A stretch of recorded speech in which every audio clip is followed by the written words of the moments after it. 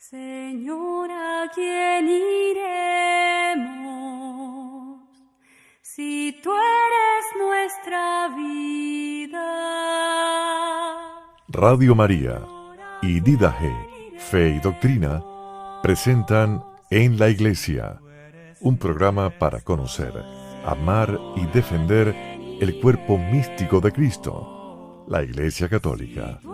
Con ustedes, Andrea Trujillo y Rafael Núñez.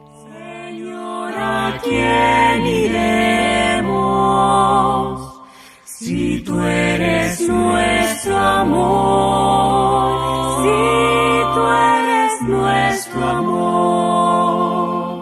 Muy buenas tardes, sean todos bienvenidos un miércoles más a su programa En la Iglesia, un programa para conocer, amar y defender el cuerpo místico de Cristo, transmitiendo desde Miami a través de la 91.9 FM de Radio María a todos los Estados Unidos a través de la red de emisoras de Radio María Spanish. Y también puede escuchar nuestro programa en YouTube, en la Iglesia Radio María, y en Facebook, en la Iglesia. Muy buenas tardes, Andrea. Hola Rafa, no, pues feliz de todos esos medios que tenemos para que podamos estar juntos y compartir en estos programas. También desde la aplicación, también tiene Radio María su aplicación que desde el celular se puede escuchar 24 horas. Pues muy contenta de estar aquí en la espera de la Navidad, que ya nos quedan muy pocos días. Sí, señora. Y la vida realmente desde la concepción en la mente y en el deseo de nuestros padres es un adviento hasta el último suspiro. Eso es la vida, un adviento, una espera. Pero no vamos a hablar de ese tema. Muy buenas tardes, Juan Alberto Echeverry. Una gran alegría tenerte de vuelta en la iglesia. Bienvenido. Pues muchas gracias, Rafa. Dios te bendiga. Para mí es un placer poder estar con ustedes y con todos los radioescuchas de esta hora del día. Pues contentos de que hoy vamos a tratar un tema muy importante y muy necesario en estos días y es el discernimiento espiritual. Gracias, Juan Alberto, por estar con nosotros y estamos ansiosos de empezar a profundizar en este tema. Claro que sí, con mucho gusto. Aquí yo feliz de compartir con todos ustedes lo poco que o lo mucho que el Señor nos regale a todos. Pues de este tema que se llama realmente el discernimiento espiritual. Es un tema que me parece que es muy necesario en la iglesia, en todos los lugares donde nosotros estamos, hacer un discernimiento. Y bueno, creo que hay algunas herramientas que muchos debemos conocer para poder discernir en diferentes áreas de la vida, ¿no? Sí, Hay sí. 5 áreas de discernimiento. Una de ellas es el discernimiento natural de la fe. Andrea me mata si yo no te pido que por favor oremos. Por supuesto, vamos entonces a colocarnos en la presencia del Padre, del Hijo y del Espíritu Santo. Amén. Amén. Amado Padre Celestial, como siempre es un gozo poder estar en tu presencia, saber que en ti nos movemos y existimos, saber que tú nos regalas la unción de tu Santo Espíritu, que cuando te buscamos, Señor, tú tienes las puertas abiertas. Dices, amado Jesús, en tu palabra, en Juan 10, que tú eres la puerta por donde pasan las ovejas. Las ovejas entran y salen cuando quieren. Esa es la libertad que le regalas a tu rebaño, a tus hijos. Tú no nos presionas, tú no nos acosas, tú siempre abres la puerta en libertad. Y aquí estamos, hemos venido a tu presencia por medio de este programa para que tú nos instruyas con la unción de tu Espíritu Santo, que nos des una luz profunda en nuestro corazón, que apacigües todo aquello en nosotros que se quiere rebelar contra la gracia. Ven a despejar toda nube oscura. Ven, Santo Espíritu de Dios, con tu luz y penetra hasta lo más íntimo de cada corazón. Regálanos sabiduría, regálanos entendimiento, regálanos inspiración para poder comprender esta palabra, para que lo que hoy vamos a hablar dé fruto en nuestros corazones. Regálanos el don de la humildad. Necesitamos humildad para poder entender qué es lo que tú quieres de nosotros. Todo esto, Padre, te lo pedimos en el nombre de Jesús y por la intercesión de la Santísima Virgen María. Amén. Amén. Amén. Pues ahora sí, Juan Alberto, por favor, continúa con la introducción. Yo pienso que hay un discernimiento natural en la vida del ser humano en general. Lo primero es que el ser humano toda la vida busca la fe, busca saber que hay más allá, que se encuentra fuera de nuestros sentidos, de nuestra carne. Y es ese discernimiento, la primera razón, que es el discernimiento natural de la fe. Hay un segundo discernimiento en la vida de las personas que también se va completando a lo largo de la historia de cada persona, y es el discernimiento del estado de vida que cada quien pues está dispuesto a llevar o quiere llevar antes o después de encontrarse con la fe. Después de que nosotros nos encontramos con la fe, hay otro discernimiento que es el discernimiento del carisma con el que nosotros nos sentimos edificados. Puede ser que por temporadas te afilies a un carisma específico dentro de la misma iglesia, ya sea un carisma mariano, ya sea un carisma del Espíritu, ya sea un carisma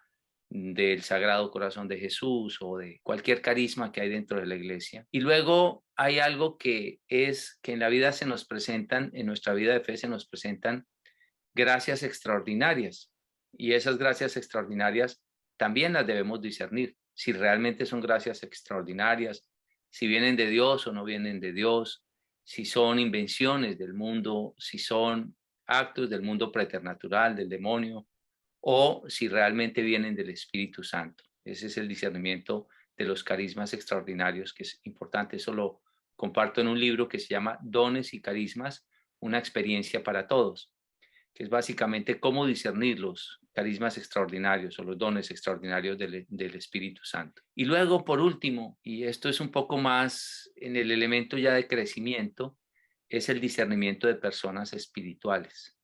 ¿Quién realmente es una persona espiritual? ¿Cuál es la intención real con la que una persona se acerca a nosotros? ¿Qué quiere? ¿De dónde viene? ¿Qué busca? ¿Qué remueve? ¿Cuál es su intención? ¿Y cuáles son sus heridas? Porque mucha gente viene con aparentes intenciones buenas, pero lo que está haciendo el demonio, que Dios lo reprenda, es usando sus heridas para dañar, para dividir esta persona sin darse cuenta, pero son de aquellas que siembran inquina, que siembran la duda, que son con comentarios morbosos de cierta naturaleza, y es que están heridos, con una herida de desconfianza. Entonces, es importante uno aprender a discernir quién trae a su casa, a su casa espiritual, a su comunidad, a su fe. Y esto es otro don que se llama el discernimiento de personas espirituales. Pues básicamente esas son como 5 de las áreas. Hay discernimiento para todo. De hecho, tengo un libro que se llama Cómo discernir la voluntad de Dios. Un libro que es un libro muy pequeño, pero muy práctico, donde hablo de 7 pasos de discernimiento. Uno de ellos es básicamente el conocer la verdad. Ya cuando yo conozco la verdad y empiezo a tener unos hábitos en mi vida normales, cotidianos, buenos, pues no tengo necesidad de discernir nada de lo cotidiano, porque ya está hecho, ya el hábito quedó completo. Entonces, ya sabemos que el discernimiento es siempre entre dos bienes superiores, ¿no? Tú normalmente no disciernes entre el bien y el mal. El bien y el mal, pues es muy fácil. El mal es el mal y el bien es bien, pero es que hay veces que la vida nos presenta dos bienes superiores. ¿Qué estudio? ¿Estudio derecho o estudio, qué sé yo, periodismo? Las dos me gustan, son muy buenas, tienen el mismo precio, se demoran los mismos años, tienen igual posibilidades de trabajo. ¿Qué estudio? ¿A qué me dedico? Entonces ahí hay un discernimiento realmente que tengo que hacer. Y ese discernimiento lo he hablado en unos pasos, que es, por ejemplo, escuchar la voz de Dios en oración. Otro de los pasos de ese discernimiento es buscar un consejero, porque a veces el consejero nos guía sobre lo que más nos conviene a nosotros. Es la voz de Dios a través del consejero. Ahí coloco, por ejemplo, el ejemplo de Atiófel, que era como consultar directamente a Dios en el Antiguo Testamento. Hay otro proceso de allí, cuando ya nos ha dicho el consejero, ya sentimos en el corazón, pero las cosas no se dan.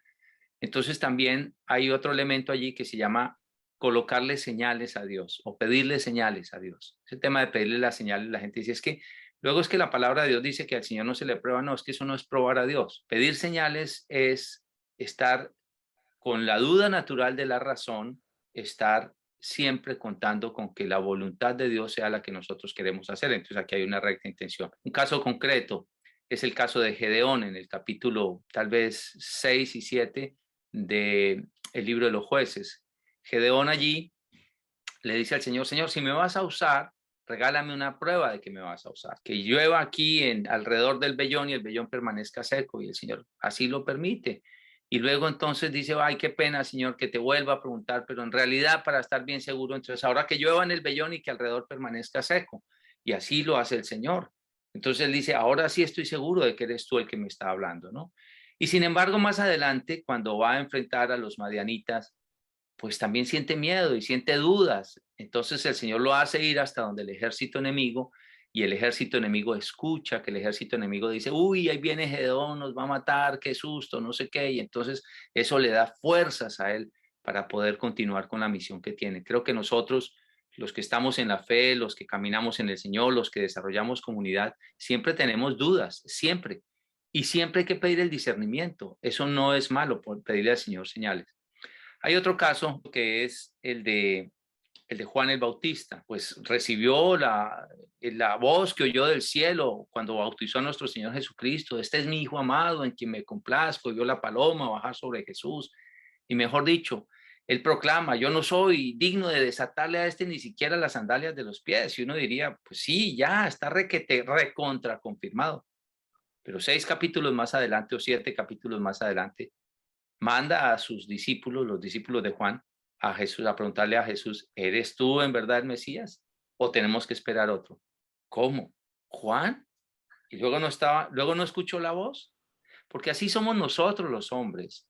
Nosotros hay días que estamos seguros y tocamos el cielo con las manos, pero a los 3 días ya estamos, ¿y será que sí? ¿Será que no? Y estamos otra vez dudando y nos hace falta como ir caminando con esas bases de discernimiento. Yo particularmente, pues voy colocando unas piedras. A mí me gusta mucho el sitio, por ejemplo, donde el Señor se le aparece a Jacob, donde habla de la escalera al cielo, porque él se levanta de la experiencia y coloca piedras ahí para recordar que ahí pasó eso, ¿no?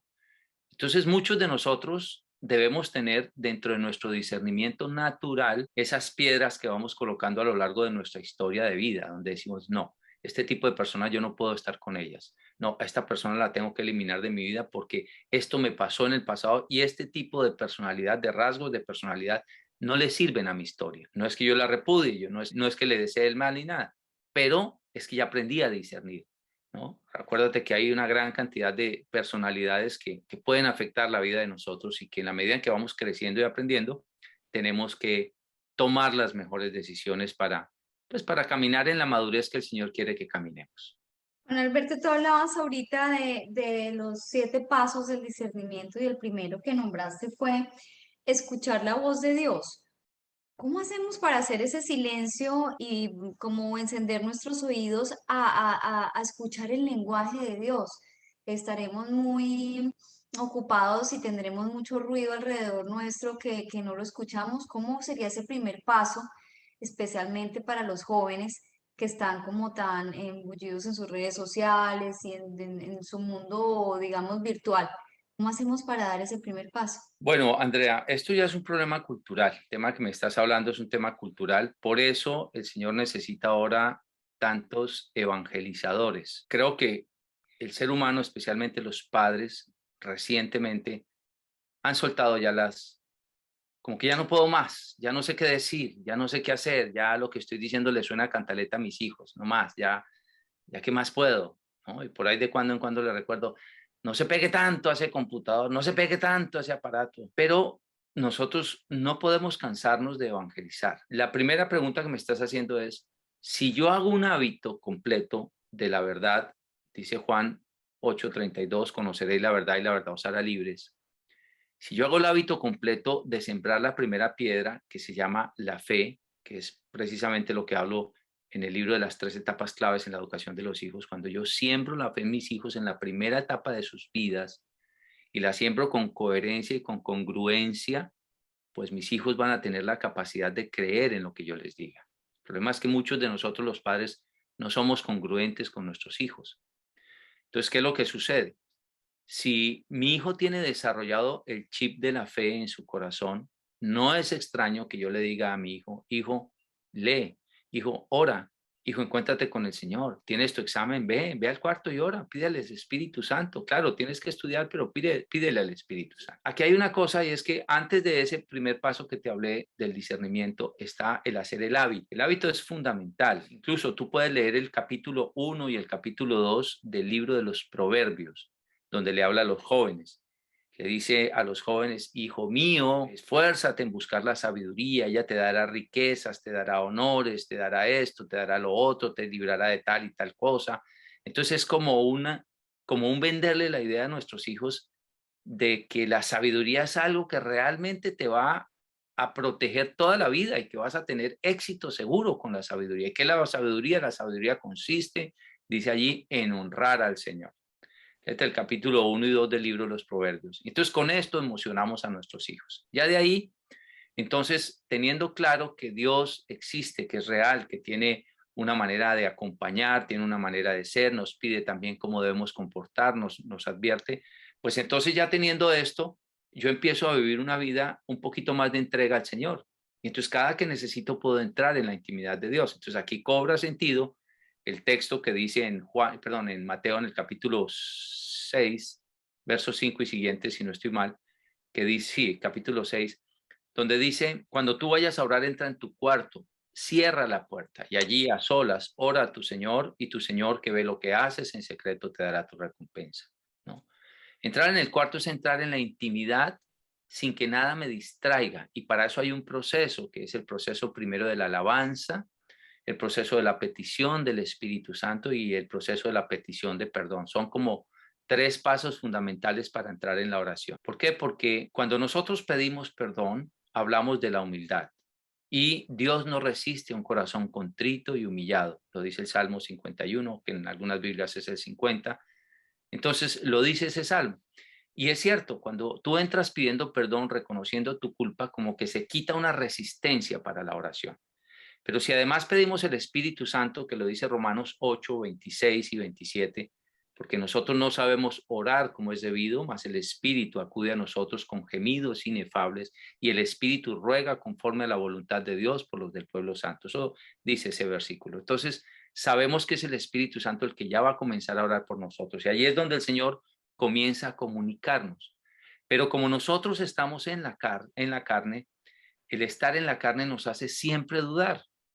Sin embargo, el Señor nos da unas luces muy importantes, y con esas luces muy importantes empezamos a caminar en fe. Pero al no estar seguros, pues, hombre, yo quiero hablar con una persona que me oriente. Y entonces aquí es donde viene el consejero espiritual. El consejero espiritual es fundamental. El consejero espiritual no es lo mismo que el director espiritual. Eso es importante que lo tengamos claro. El consejero espiritual es una persona de reconocida trayectoria, que te da un consejo en el espíritu.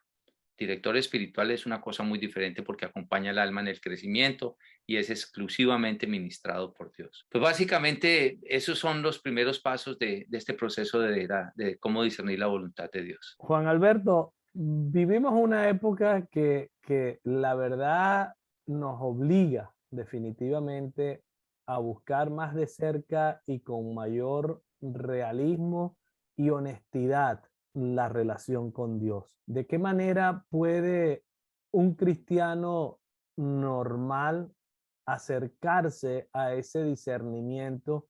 ¿Y qué función va a jugar ese discernimiento en el desarrollo de la espiritualidad y en la cercanía con Dios? ¿Qué importancia le ves tú al discernimiento? Porque sabemos que la vida es toma de decisiones desde antes de nacer. Si los padres, el deseo, ese movimiento del alma a atraer, a concebir un hijo, si lo ponen en las manos de Dios, si no lo ponen en las manos de Dios, si lo hacen únicamente desde el instinto o lo hacen ya con una consagración de que esa criatura, que si el Señor permite se conciba en el vientre de esa madre, será consagrado, dedicado, ofrecido a la voluntad de Dios. Creo que si nosotros desde muy jóvenes aprendiésemos a discernir, todas las grandes decisiones de nuestra vida la hubiésemos consultado con el Señor. ¿Cuál es la importancia del discernimiento? La importancia del discernimiento es fundamental para una vida de crecimiento espiritual. Voy a hablar de varios versículos bíblicos. El primero está en Efesios capítulo 4, versos 11 al 13, que dice: hasta que todos lleguemos a estar unidos en el conocimiento del Hijo de Dios y alcancemos la edad adulta, la madurez plena que corresponde a Cristo. Eso dice ese versículo.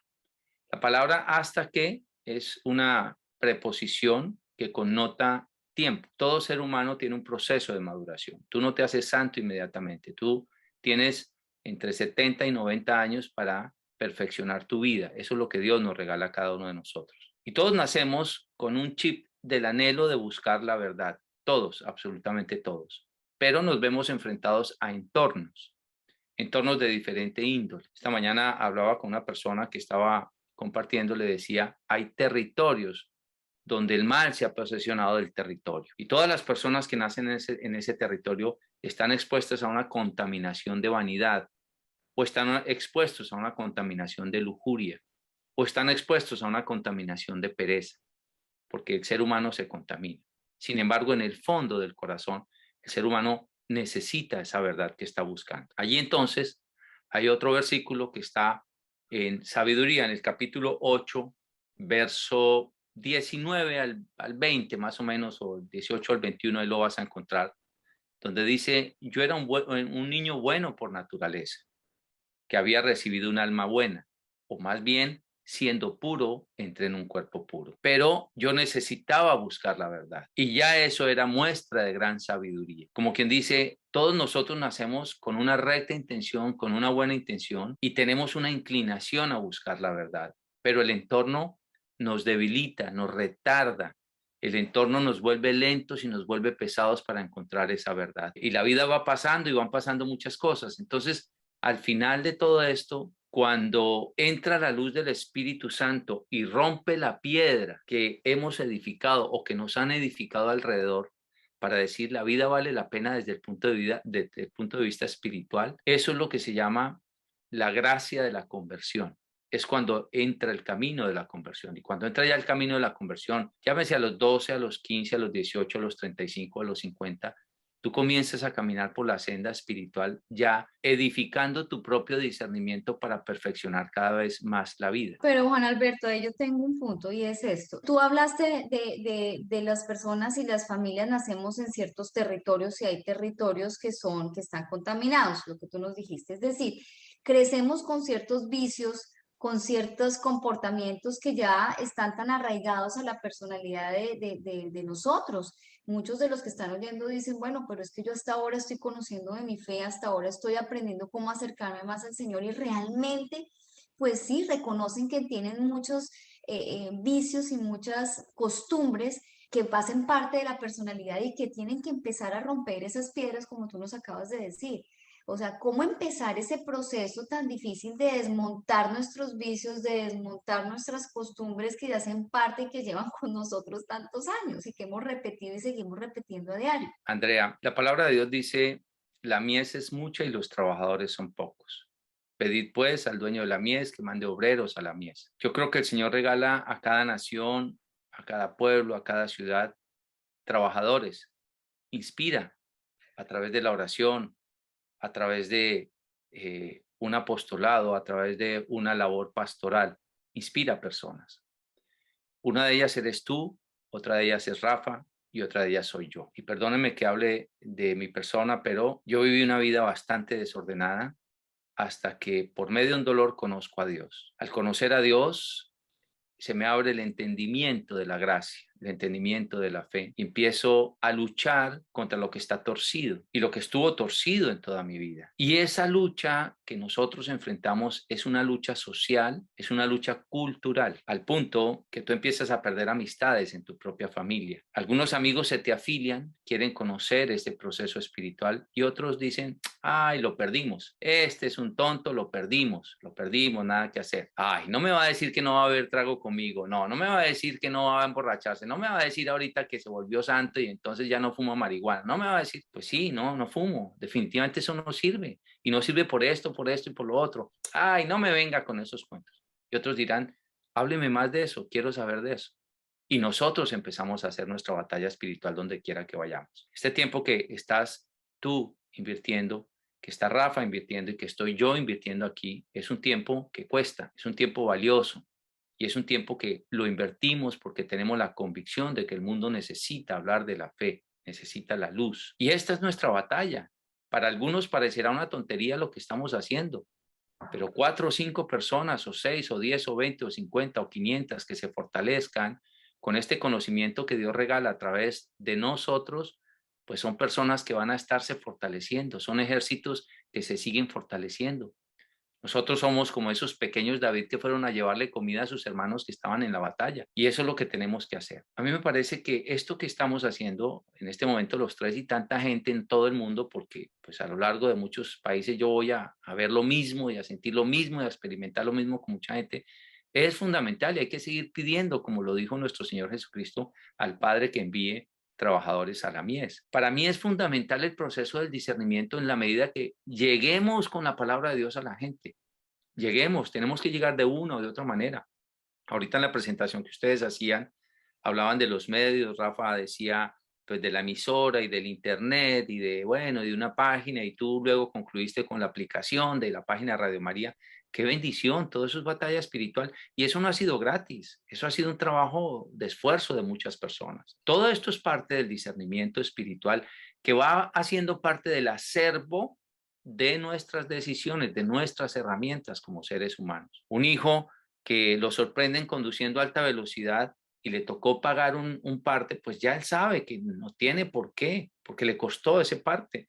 Entonces empieza a ir transformando su comportamiento. El problema es que nosotros hemos emperezado la mente de la humanidad y tenemos algo muy complicado que se llama la conciencia colectiva distorsionada.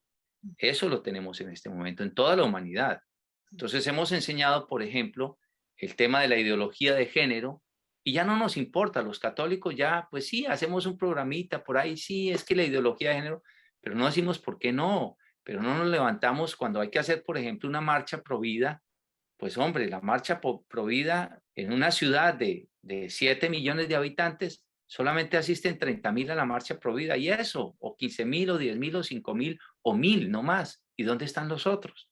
Ay, total, yo no me voy a poner a pelear con eso, yo no tengo tiempo. Entonces, se ha deteriorado la conciencia colectiva de una manera tan espantosa. Por eso dice el dicho, el mal avanza no tanto por la fortaleza del mal, sino por la pereza del bien, porque los que son de bien no quieren hacer nada, pues para defender la verdad, ¿no? Me parece que el discernimiento es algo que tenemos que hacerlo en nuestra vida, pero también darle herramientas a nuestros hijos de que piensen, de que tomen decisiones, de que sean libres, libres. El ser humano es el único ser libre que escoge con qué esclavizarse.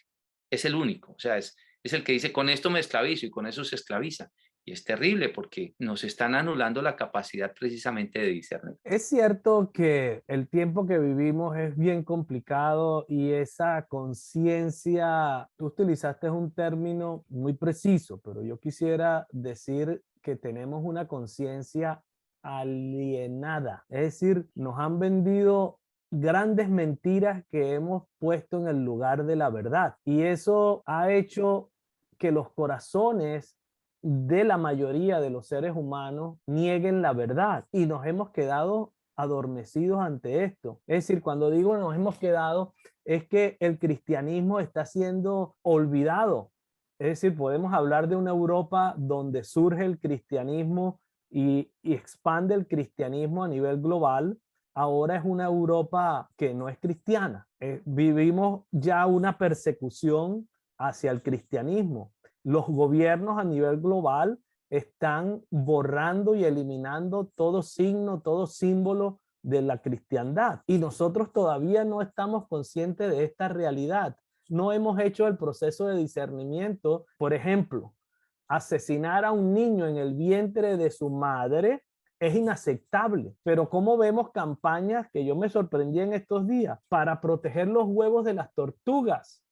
Aquí en el sur de la Florida es impresionante cómo te multan si tú durante la temporada de desovación de las tortugas y estás en un lugar que da a la playa, no bajes el nivel de las luces. Si tú en una playa donde una tortuga desovó por accidente pisas sobre el nido, vas a enfrentar multas de muchos dólares y quizás hasta la cárcel. Pero matar al niño en el vientre de su madre es legal. A eso me refiere cuando la conciencia del ser humano está alienada. Es decir, hemos puesto la mentira sobre la verdad. ¿Cómo luchamos con esto? Pues lo estamos haciendo. Yo pienso que lo estamos haciendo. Eso que estás diciendo precisamente es una deformación de la conciencia colectiva. Creo que lo primero que tenemos que hacer nosotros es orar pidiéndole al Señor que envíe obreros a la mies, obreros valientes, incluso si nosotros tenemos la capacidad de tener la valentía para poder hablar. Tú sabes que pues a uno le vetan programas en YouTube por hablar en contra del homosexualismo o por hablar en contra de cualquier ideología que va en contra de la voluntad de Dios. Sin embargo, lo seguimos haciendo y seguimos luchando con ese tipo de cosas. Lo primero es que nosotros tenemos que llenarnos de argumentos. En 1 de Pedro capítulo 3, verso 15, dice, estén preparados para dar razón a todo el que les pida razón de la esperanza que ustedes tienen. Y nosotros tenemos la obligación de aprender, de conocer, de discernir, y tenemos la obligación de llenarnos de argumentos, porque uno de los argumentos que más quiere esgrimir el mal, el espíritu del mal, es el placer con la expresión de rico, con la expresión de fácil, con la expresión de inmediato. Esos tres argumentos que esgrimen parece ser que quieren desbaratar todos los demás argumentos. Resulta que no hay nada maravillosamente bueno que no haya sido absolutamente difícil de conquistar. En este momento estamos en un facilismo tremendo, todo lo fácil, todo lo placentero. Lo que más aliena en el ser humano, la conciencia o la mente del ser humano es el placer te retarda, el placer te debilita. Contra el placer, no es que el placer esté mal, si tú lees el libro de la sabiduría en el capítulo 7, verso 1 y 2, allí nos va a hablar del placer que acompaña el sueño. Dios le regaló el placer al hombre para que le ponga un orden al placer. Entonces, el placer no es malo, pero el placer desordenado retarda la conciencia, la mente, el entendimiento y el bien obrar, lo retarda en la vida del ser humano. Entonces, cuando nosotros nos vamos acostumbrando al placer, pues sencillamente ya no queremos que nos desacomoden del placer y nos volvemos lentos en todos los aspectos. Y luego hay otro segundo, el fácil, el camino de la facilidad, el facilismo, los atajos. Estamos hablando de un Internet 5G, que si no me responde Google en menos de una fracción de segundo ya me puse de mal genio, me da rabia, hasta manoteo, esta vaina se está demorando, ¿qué es lo que pasa? Yo necesito ya. Nos hemos vuelto intolerantes por ese proceso. Y el camino también del rico. Todo es rico, todo es una promesa de que nos vamos a hacer ricos, económicamente y rico. Y no solamente eso, sino el rico asociado al placer, al disfrute, ¿no? Al disfrute. Eso pues nos lleva a que todo lo queremos fácil, todo lo queremos ya de manera inmediata y nos vamos volviendo pues una sociedad realmente pues tremenda. Entonces, cuando hay unos padres bien puestos, unos padres que enseñan a discernir a sus hijos, ¿por qué esto es bueno? Y entonces eso lo hablo en el libro de las 3 etapas clave de la educación a los hijos, por ejemplo, el desarrollo del dominio propio. Yo tengo que indicarle a mi hijo por qué el dominio propio es bueno y tengo que retarlo para que desarrolle el dominio propio. Recuérdate que el discernimiento es el escoger entre dos bienes superiores, no entre un bien y un mal, ¿no? Porque es que hay cosas que se meten muy sutilmente en la vida de las personas. Esto no pasa nada, no pasa nada. Pues ¿qué tiene? No le hace daño. Pero ¿cuántos años venimos hablando del tema de la luz azul? Ese es otro tema complejo. Y claro, nuestros hijos están pegados de un aparato. Yo ahora tengo un tema con el sueño que he venido trabajando y estudiando. Pues no hay que ver el celular ni ningún aparato electrónico que tenga pantalla 1 hora antes de irse a dormir. Porque la luz azul se queda trabajando en todo nuestro sistema neuronal y genera problemas complicados de sueño. Pero no solamente eso, hemos hablado del proceso también del impacto de las imágenes sucesivas con diferentes colores, tonalidades y todo lo demás, que es lo que más llama la atención. Está generando frustraciones y problemas depresivos a menor edad, porque ya no tiene la capacidad de sorpresa, esa capacidad que tenías antes de paisajes hermosos, de cada cuando ver una cosa bonita. Eso se te está frustrando por esa cantidad de imágenes que pasan todo el tiempo imágenes.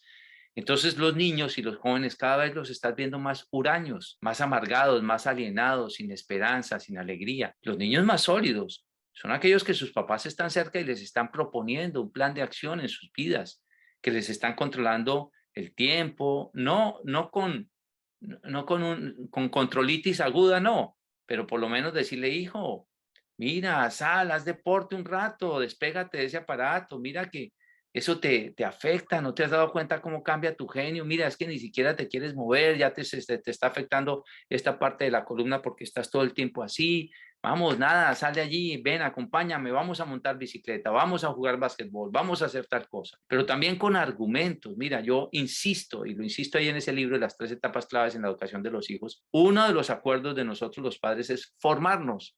Y formarnos para poderles responder a nuestros hijos. Cuando yo tengo respuestas sólidas, porque nuestros hijos no son tontos, ellos están más avanzados que nosotros en muchas cosas, no en todas. En sabiduría, creo que no pueden estar más avanzados y por eso necesitamos nosotros mismos llenarnos de argumentos para decirles, hijo, es por aquí. Y esos hijos que están recibiendo de sus padres, pues dime cuánto hoy decimos nosotros cuando me encuentro, entre otras cosas, me encontraba en estos días con una amiga y ahora no hace sino decirme, mi mamá tenía razón. Mi papá decía esto, los dichos de mi papá decía que tal y tal cosa. Su papá y su mamá ya murieron, pero tiene la sabiduría de sus padres. Entonces, nosotros no podemos soltar a nuestros hijos así porque sí, necesitamos formarlos, es importantísimo. Y eso también nace con nosotros. Yo tengo que reconocer que soy un viejo ya de 57 años porque necesito formarme y necesito tener argumentos. Y yo quiero antes de morir dejarle algún legado a mis hijos, por lo menos de conocimiento, de espiritualidad, de fe, de esperanza, de que la vida puede ser diferente, no todo es placer. Tú habías nombrado en un principio cuando hablabas de estas 5 divisiones del discernimiento, hablabas de la fe, del discernimiento de la fe. Y hablando de esos jóvenes, ellos llegan a una etapa en la que se empiezan a hacer preguntas acerca de su fe. Es más, si hay alguna clase de planteamiento de nueva era o de alguna otra religión, pues se empiezan a hacer una cantidad de preguntas que cabe muy bien a lo que acabas de decirnos, los padres nos tenemos que preparar cada vez más pues para dar esas preguntas, pero hay un momento en el natural pues ellos se hacen esas preguntas y empiezan con esta, digamos, profundidad acerca de la existencia. No todos los papás que nos están escuchando pues están preparados para dar esas respuestas o no tienen unos párrocos o unas personas como tú decías, un consejero que los pueda guiar a esos jóvenes. ¿Cómo podemos empezar a ellos mismos a ayudarlos a que vayan hacia el Señor o que encuentren en esos momentos de oración ese acercamiento a través del Espíritu Santo para que ellos mismos vayan encontrando o vayan reafirmando esa fe que muchos han puesto desde pequeños, muchos papás han puesto desde pequeños? Mira, yo básicamente tuve que armar el mapa de la fe en mi cabeza y lo tuve que armar por esa inquietud que el Espíritu Santo colocó en mi corazón de tener respuestas suficientes a mi vida de aquello que yo no comprendía. He publicado hace tal vez unos 4 años un libro que se llama Fe para mover montañas y precisamente allí hablo de la primera fe, que es la fe natural. La fe natural tiene que ver con aquel dispositivo que Dios le ha regalado a todo ser humano de ser optimista. Esto tiene que ver con los neurotransmisores y con todo este tipo de actividades biológicas que nos hacen estar con ánimo. Una persona, por ejemplo, que no ha desayunado, una persona que está sin comer ni nada, pues es una persona que tiende a ver las cosas más oscuras, más difíciles y demás. Y claro, ya cuando tú desayunas, ya los neurotransmisores comienzan a trabajar, a producir la dopamina, la acetilcolina, la serotonina, pues ya entonces empiezas a activarte y a decir, oye, sí, vamos a hacer. Ese dispositivo de la fe natural es el dispositivo de decir, voy a montar un negocio y me va a ir bien. Voy a tener esta cosa y voy a hacer lo otro y voy a comprender y voy a conseguirme una novia y voy a hacer esto y voy a hacer lo otro.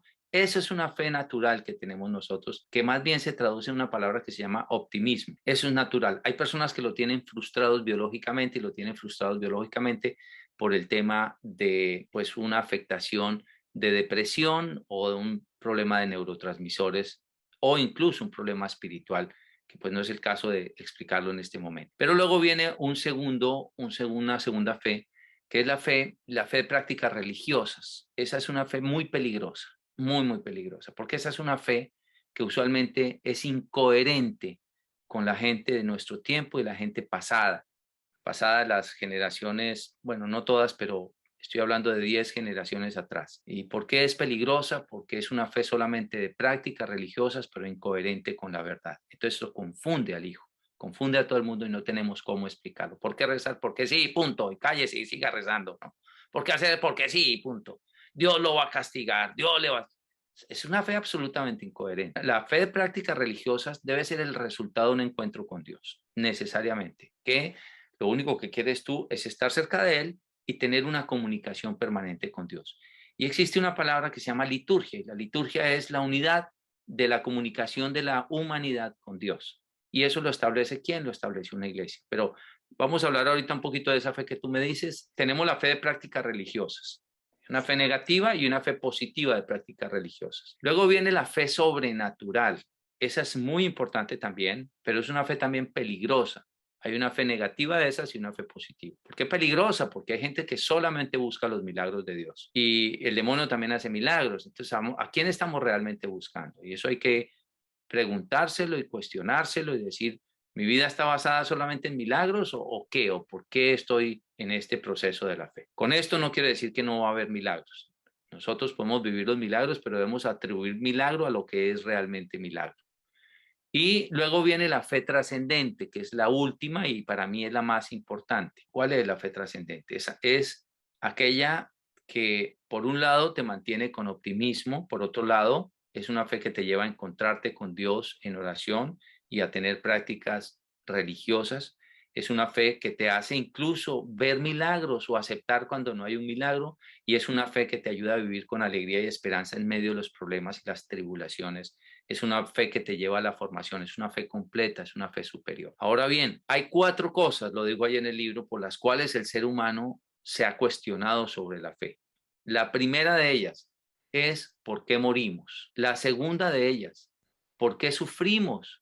La tercera, ¿por qué nos envejecemos? Y la cuarta, ¿por qué nos enfermamos? Son 4 cosas que el ser humano se las ha preguntado en toda la historia de la humanidad, todas las culturas. Yo tuve la oportunidad de estudiar la cultura maya, los sumerios, la cultura inca, la cultura azteca, todas las culturas, y todas las culturas siempre se han buscado eso. Lo dice en el libro de la sabiduría. Me gustaría que lo leyéramos en el capítulo 13, verso 1 y siguientes. Ponle mucha atención a lo que dice. Faltos por completo de inteligencia son todos los hombres que vivieron sin conocer a Dios, los cuales, a pesar de ver tantas cosas buenas, no reconocieron al que verdaderamente existe, los cuales, a pesar de ver sus obras, no descubrieron al que las hizo. En cambio, tuvieron por dioses que gobiernan el mundo al fuego, al viento, al aire ligero, a las estrellas del firmamento, al agua caudalosa, a los astros del cielo. Si con la belleza de esos seres tantos se encantaron que llegaron a tenerlos por dioses, deberían comprender que mucho más hermoso es el Señor de todos ellos, pues Él es el autor de la belleza quien los creó. Y así podemos seguir leyendo ahí. Pero mira, este es un texto donde uno le dice a un joven, ven, léete esto. ¿Tú te acuerdas en la cultura maya, por ejemplo, el dios del fuego? ¿Te acuerdas el dios del sol? El dios Ra. Fíjate, ¿y quién hizo el sol? ¿Y quién hizo la tierra? ¿Y quién hizo las estrellas? ¿Tú sabes cuántos años lleva el mundo de fundado? O sí, el universo, 13.700 millones de años. ¿Y sabes cuántos años lleva la tierra? 5.000 millones de años. ¿Y quién lo hizo? ¿Y desde dónde llegamos hasta el Big Bang? Y en el Big Bang estaban sentados los teólogos pensando cuándo Dios hizo la tierra o cómo la hizo. Pero ya la teología había dado respuesta a todo esto. Desafortunadamente nosotros no le entramos al conocimiento. Hay otro detalle más importante. Y el detalle más importante es, tenemos un problema complicado de distracción. Tenemos muchos distractores para la humanidad y sobre todo muchos distractores para nuestros jóvenes. Lo que más vende en los dispositivos electrónicos son los juegos. Vivimos así. El TikTok, todas estas redes sociales nos tienen absortos. La cantidad de matrimonios que yo atiendo con problemas de comunicación, precisamente por el tema de vivir inmersos en las redes sociales. Y claro, todo le colocamos las manitos así para que crean que somos muy religiosos, y entonces mandamos el mensajito aparentemente del versículo bíblico, pero además mandamos otra gran cantidad de cosas, cómo hacer un pie de caramelo en 2 minutos y cómo hacer esto, y entonces estás tú con el dedo dale todo el día y todo el día y todo el día, inmerso en una distracción tremenda. No tenemos la capacidad de trascender, desafortunadamente. En fin, hay tantas cosas que hablar. Juan Alberto, entonces yo quiero que nos hables de lo que San Juan en una de sus cartas nos plantea, que es el discernimiento de espíritus.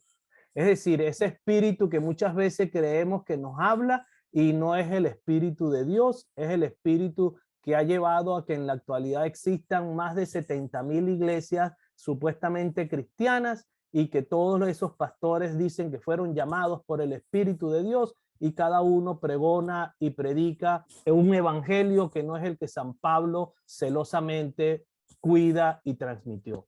¿Cómo logramos ese discernimiento? Para lograr el discernimiento de esas personas, claramente lo dice, no solamente lo dice San Juan, lo dice también San Pablo, también está escrito en los Hechos de los Apóstoles por medio de Lucas, algunos textos bíblicos sobre el tema del discernimiento. Para discernir una persona, lo primero que hay que saber es si la persona tiene testimonio de vida. Eso es lo más importante. Por eso la palabra de Dios en Mateo, en el capítulo 7, nos va a decir: por los frutos los conoceréis. ¿Cuál es el fruto de vida de una persona? Yo escucho a las personas y cuando tú escuchas a una persona, dime de qué hablas y te diré quién eres. En esto y en esto de la espiritualidad hay muchas confusiones, muchísimas, muchísimas. Hay gente que solamente quiere vender sus libros, entonces solamente habla de sus libros. Hay gente que solamente quiere que le den dinero, entonces viene a decir: ay, es que yo trabajo con los pobres y si viera lo que sufrimos para darles un puñadito de harina y pobrecitos nosotros, y es gente que no tiene con qué comer, y es moviendo miserias a ver quién les da dinero. Uno empieza a ver que hay toda una manipulación y de esto hay todo un texto, una cantidad de textos bíblicos. Entonces, lo primero es el testimonio de vida. Se lo dice San Pablo a Timoteo en la primera carta, en la segunda carta, cómo deben ser los diáconos, esposos de una sola mujer, sus hijos deben ser bien portados, Bueno, le dice todo lo que tiene que hacer. El segundo elemento de una persona que es de Dios es que debe ser una persona humilde, por encima de todo practicar la humildad. ¿Y qué es practicar la humildad? Es reconocerse en pensamientos y en actos y palabras, reconocerse necesitado de Dios, porque nos viene, toda la gracia nos viene de Dios, no es de nosotros. Yo no puedo decir es que yo soy, es que yo tengo, es que yo, no. Si Dios quiere, si Dios lo permite, con la ayuda de Dios, en la voluntad de Dios, con el favor de Dios. Ahora, también hay lobos disfrazados de ovejas, lo dice la palabra de Dios, también en Mateo en el capítulo 7. Tercer elemento del discernimiento de personas espirituales es la obediencia a la palabra de Dios y a la iglesia. Eso es fundamental. Si yo soy de aquellos que digo, no, es que a mí definitivamente en la iglesia hay mucho pecador, yo con los obispos no puedo, yo con el cura no puedo. Un momentico, si el cura y si el obispo es por algo, esto no es porque sí, esto tiene una trayectoria, esto tiene esto no tiene vuelta de hoja. Nosotros somos una iglesia apostólica y tenemos una tradición apostólica. Y por eso quien no obedece eso está por fuera de la verdad. Y puede parecer, eso está en 2 Corintios en el capítulo 11, versos 14 y 15. Dice, parecen ser agentes de la verdad, pero no son, porque Satanás mismo se disfraza de ángel de luz, lo dice allí. Cuarto elemento, para discernir si una persona realmente es de Dios o no es de Dios, es que tenga un conocimiento de la Sagrada Escritura. Si la persona no lee la Escritura, la persona difícilmente puede crecer. Por eso, cuando el Señor se encuentra con los saduceos, a los saduceos que le dicen, tenía un hermano que se casó con una mujer y 7 hermanos, todos se casaron. ¿De quién será la mujer cuando los hermanos resuciten? ¿No? Como para tenderle la trampa. Y él dice, ustedes están muy equivocados porque no conocen el poder de Dios ni conocen las escrituras. Este es un elemento muy importante. Conocer las escrituras te da a ti la capacidad de por lo menos enterarte de cómo es que debes proceder en la vida. Y si eres congruente con la escritura, pues tendrás un buen discernimiento. Si no eres congruente con la escritura, difícilmente. Ahora, no es solo escritura, porque recordemos que la iglesia separa un trípode que se llama tradición, magisterio, tradición y escritura. Son estos 3 elementos fundamentales para tener un buen discernimiento en toda la vida espiritual. El otro elemento, que también lo dice la palabra de Dios, el número 5, que es la oratoria. La palabra de Dios dice, por el discurrir de un hombre se conoce su sabiduría. Si una persona habla congruentemente, tiene palabras coherentes, tiene una claridad mental, es una persona que se le nota, además de su testimonio de vida, que conoce, que avanza, que es una persona que no está manipulando otras, es una persona que puede tener un buen juicio espiritual. Otro elemento fundamental, y este se los firmo donde quieran, este se llama el manejo ordenado del dinero. Una persona desordenada en el gasto es una persona que seguramente tiene problemas de comportamiento. No es una persona que se puede ordenar en la espiritualidad, porque el manejo ordenado del dinero es fundamental. Ordenado. Y el ordenado quiere decir que no sea una persona ambiciosa, quiere decir que no sea una persona que viva de deuda en deuda, con las tarjetas de crédito hasta el cuello. O sea, tiene que tener un manejo ordenado del dinero. Otro elemento para conocer que la persona sea cristocéntrica. Este es otro elemento fundamental. Cristo es el centro de nuestra salvación. Nosotros somos marianos, veneramos a la Santísima Virgen María, claro, y por eso le decimos Santísima, ya no le decimos Santa, le decimos Santísima, porque María está por encima de todos los santos, perfecto, pero es María, no es Dios. Entonces debemos ser cristocéntricos. Y por último, el número 8 es que acoja a la familia de Dios. Esto también es otro elemento fundamental, que acoja, no es el último elemento, pero es uno de los más importantes, que acoja a la familia de Dios. Entonces aquí debemos tener claro el tema de la iglesia. Nosotros somos seres de eclesia, somos eclesiales. Yo tengo que respetar, por eso yo voy donde el sacerdote, a mí me invitan parroquias, yo pido mi carta de parroquia, tengo mis cartas de obispo, mis cartas de parroquia, o sea, tengo todo porque nosotros somos iglesia, esto nos da orden también. Y el número 9 es una persona de servicio a Dios. Si la persona no sirve, si la persona no es de las que se dedica a servir al Señor, pues también dices tú, pero ¿cómo? Este solamente quiere dinero y quiere comodidad y no quiere servir a nadie. Entonces, tampoco es por ahí. Entonces, hay muchos elementos aquí y hay otros textos bíblicos que tengo sobre precisamente el discernimiento. Tenemos aquí... Pero Juan Alberto, ya el tiempo no nos permite, estamos agotados. Entonces, no nos queda sino despedirnos, darte muchísimas gracias y agradecerte nuevamente por aceptar estar en la iglesia. Andrea. No, pues muchísimas gracias, Juan Alberto. De verdad que es un tema que tiene mucha tela por cortar. Tenemos que aprender muchísimo a discernir y conocer más acerca del discernimiento. Me gustaría que dijeras dónde pueden las personas que nos están escuchando conseguir tus libros. Bueno, los pueden conseguir en Amazon, en la editorial que es www.editoriallatinaja.com. Juan Alberto Echeverri. Muchas gracias. Predicador católico, muchísimas gracias por estar en la iglesia. Esto ha sido En la Iglesia, un programa para conocer, amar y defender el cuerpo místico de Cristo, la Iglesia Católica. Hoy con Juan Alberto Echeverri, muchísimas gracias y nos vemos acá el próximo miércoles. Gracias a ustedes, Dios los bendiga. Señor, ¿a quién iremos si tú eres nuestra vida? Radio María y Dida G, Fe y Doctrina presentaron En la Iglesia, un programa para conocer, amar y defender el cuerpo místico de Cristo, la Iglesia Católica, conducido por Andrea Trujillo y Rafael Núñez. Señor, ¿a quién iremos si tú eres nuestro amor? Si tú eres nuestro amor.